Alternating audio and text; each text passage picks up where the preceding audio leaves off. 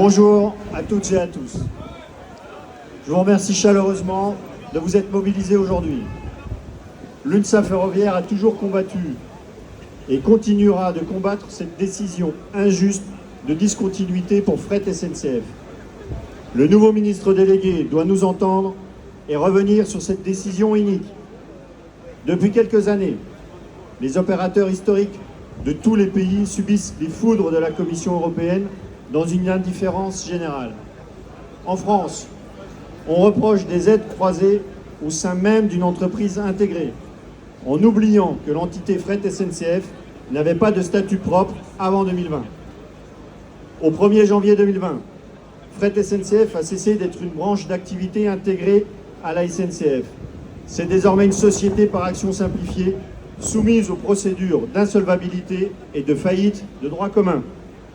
La communauté européenne affiche au grand jour son ultralibéralisme et se pose en fossoyeur des opérateurs historiques, économiques et industriels. L'objectif initial de la création de l'Europe était de promouvoir la paix, la stabilité, la démocratie et les droits de l'homme à l'échelle mondiale. Si la communauté européenne persiste et signe dans ce sens, cela reviendra... Il y a un problème.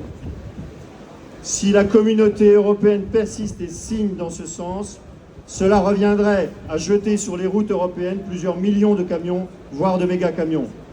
À qui les agents de Fret SNCF peuvent-ils se fier aujourd'hui? Ils vivent une situation inédite dont l'issue est incertaine. Le gouvernement souhaite continuer l'aventure du fret, mais pas avec l'opérateur historique, ni aux mêmes conditions. La direction de la SNCF paraît opportuniste et s'organise rapidement pour être prête pour le 1er janvier 2025. On nous avait promis un doublement du report modal, passant de 9% à 18% d'ici 2030, et mieux encore, passer à 25% d'ici 2050.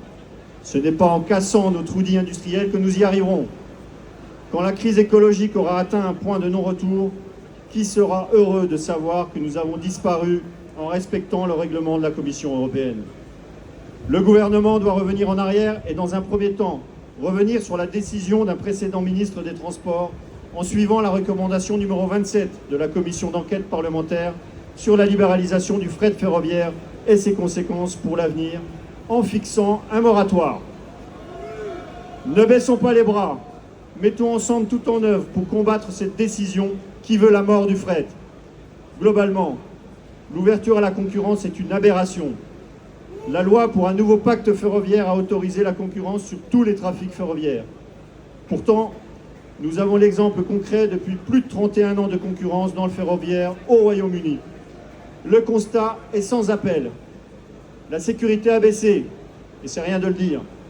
Le service a été de moins bonne qualité et les coûts ont augmenté. De façon pragmatique, le gouvernement britannique a décidé de renationaliser en deux vagues.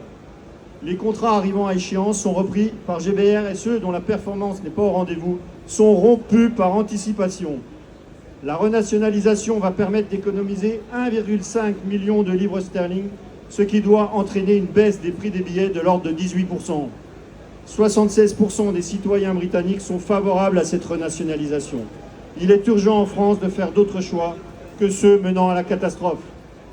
Concernant le réseau ferroviaire, on nous avait annoncé 100 milliards pour permettre sa maintenance et son développement. Où sont-ils? À l'inverse, on constate des injonctions d'autofinancement et plus de productivité pour les cheminots. Ces décisions entraînent des organisations et des tensions dans les collectifs sur les conditions de travail.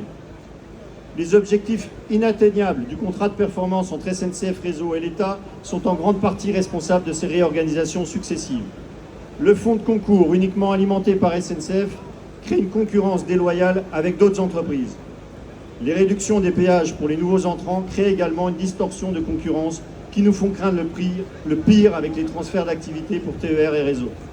Il est temps d'inverser la vapeur.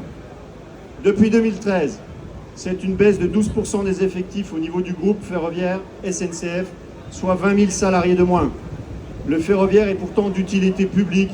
Il est temps de faire des choix utiles. En France, l'investissement par habitant pour le réseau ferroviaire est de 51 € par an. Il est de 70 € en Espagne, 115 € en Allemagne, 174 € aux Pays-Bas, 215 € au Royaume-Uni et 477 € en Suisse, Nous sommes les derniers de la classe. Il est temps de mettre en place une loi de programmation des investissements ferroviaires qui doit permettre de répondre aux justes attentes des citoyens, à la décarbonation et la sécurité des transports et au maintien d'un outil de travail digne du XXIe siècle pour les salariés du ferroviaire. Merci de votre écoute et de votre participation.